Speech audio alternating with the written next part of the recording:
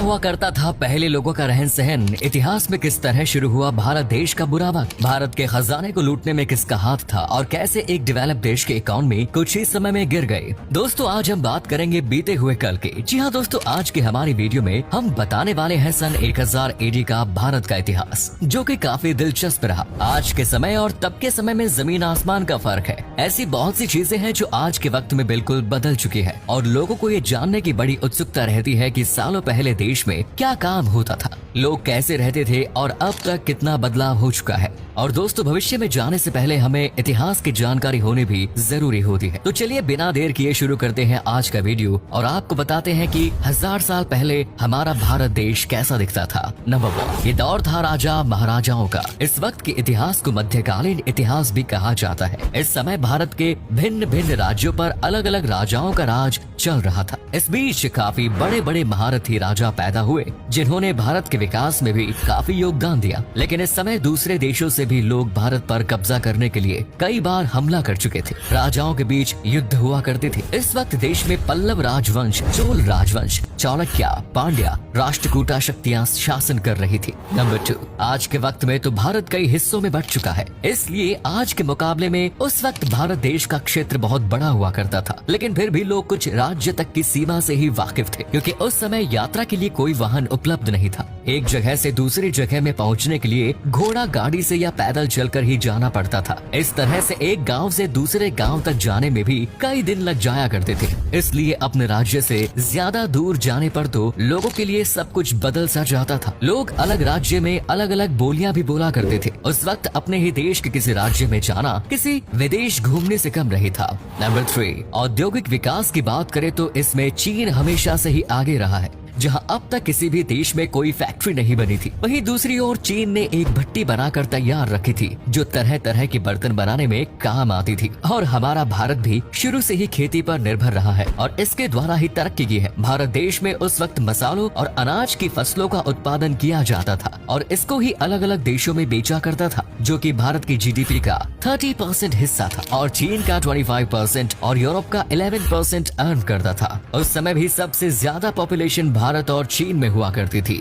Number 4, शहर और गांव। उस वक्त गांव के पास में ही छोटे छोटे बाजार हुआ करते थे जिनमें लोग फल, सब्जी, मसाले, बर्तन, धातु, कपड़े आदि जैसी वस्तुएं बेचा करते थे। कमाल की बात यह है कि ये सारा सामान लोग अपने हाथों से ही बनाया करते थे, जबकि इस वक्त ऐसे बहुत से रोजगार है जिनका काम अब फैक्ट्रीज में मशीनों द्वारा किया जाता है। लेकिन उस वक्त की लोगों द्वारा की गई कारीगरी आज के समय में भी सबसे बेहतरीन है। उस वक्त की कलाकृतियों की तारीफ आज के समय में भी हुआ करती है। उस समय गांव ज्यादा हुआ करते थे और 90% लोग गांव में ही रहते थे, जबकि 10% लोग शहरी इलाकों में रहा करते थे। गांव में पानी के लिए तालाब बनाए जाते थे और लोग पानी के लिए बारिश पर भी निर्भर रहते थे। भारत में सबसे ज्यादा हिंदू धर्म से जुड़े लोग रहा करते थे, इसलिए हर जगह छोटे छोटे मंदिर देखने को मिलते थे।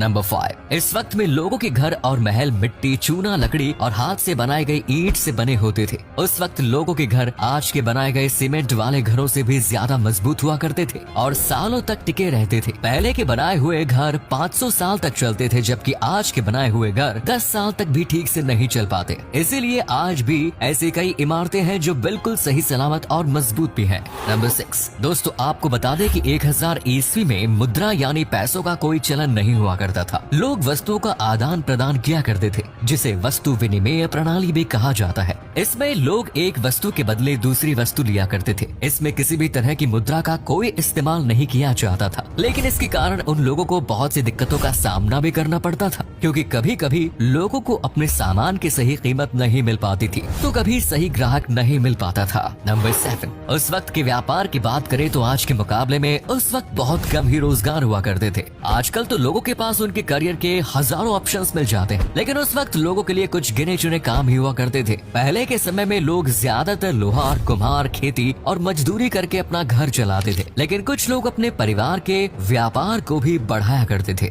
यानी जो काम दादा परदादा करते आए हैं उसी काम को आगे बढ़ाया जाता था। और लोगों की शिक्षा के लिए गुरुकुल हुआ करते थे, जहाँ लोगों को वेदों के बारे में पढ़ाया जाता था और चिकित्सा संबंधी और विज्ञान संबंधी शिक्षा भी दी जाती थी। नंबर 8, दोस्तों आज अगर आपके साथ कोई अन्याय करे तो आप सीधा पुलिस के पास या कोर्ट के पास चले जाते हैं, लेकिन उस वक्त में कोई पुलिस या कोर्ट नहीं हुआ करते। तो सोचिए लोग ऐसे में किसके पास जाया करते होंगे। तो दोस्तों उस समय में प्रजा की रक्षा का काम और उनकी समस्याओं के हल और न्याय दिलाने का काम, इन सब की जिम्मेदारियां राजाओं पर होती थी। लोग अपनी समस्या लेकर राजाओं के पास जाया करते थे। फिर कुछ समय के बाद धीरे धीरे हर गाँव में पंचायतों का निर्माण होने लगा, जहाँ गाँव के योग्य व्यक्ति का समूह लोगों को न्याय दिलाने का काम करता था। और दोस्तों उस वक्त की शादियों की बात करें तो जाहिर सी बात है आज के समय और उस वक्त की शादियों में बेहद अंतर रहा होगा। उस वक्त लोग ज्यादातर अरेंज मैरिज ही करते थे। माता पिता की मर्जी से ही रिश्ते किए जाते थे। लड़के और लड़की का एक दूसरे से मिलना भी नहीं होता था। जो उस वक्त ज्यादा अमीर थे वो शादी में ज्यादा खर्चा करते थे और उस वक्त की शादी को बड़े ही धूमधाम से एक उत्सव की तरह मनाते थे।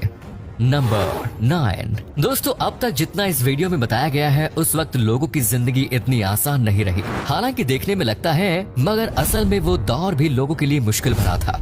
न ही लोग ज्यादा पढ़े लिखे होते थे और न ही कोई टेक्नोलॉजी का इस्तेमाल किया जाता था। लोगों को छोटे छोटे कामों के लिए भी बहुत अधिक मेहनत करनी पड़ती थी और उस दौर में राजाओं के बीच काफी भयंकर युद्ध हुआ करते थे, जिसका असर आम जनता पर भी पड़ता था। ये युद्ध अक्सर राजा अपने राज्य को बढ़ाने या बदला लेने के लिए करते थे। और दोस्तों ये वही समय भी था जहाँ एक से बढ़कर एक ऐतिहासिक और शानदार कलाकृति से मंदिरों का निर्माण कराया जाता था। राजा अपने अपने राज्य में ऐसे मंदिर बनवाते थे जिससे लोगों का आना जाना बढ़ता था और राजा को धन लाभ भी होता था। नंबर 10। और दोस्तों ये समय वही था जब महमूद गजनी ने भारत पर अनेकों बार आक्रमण किया और भारत के कई राजाओं को हराकर उनके राज्यों पर कब्जा कर लिया। इतना ही नहीं, भारत का खजाना भी लूट लिया गया, जिसके बाद भारत की इकोनॉमी बुरी तरह से नीचे गिर गई। इतना ही नहीं बल्कि मंदिर और मूर्तियां भी तोड़ दी गई और यहाँ से भारत का बुरा वक्त शुरू हो गया। भारत देश के राजाओं के बीच एकता में कमी रह गई, जिसकी वजह से भारत से आए मुगलों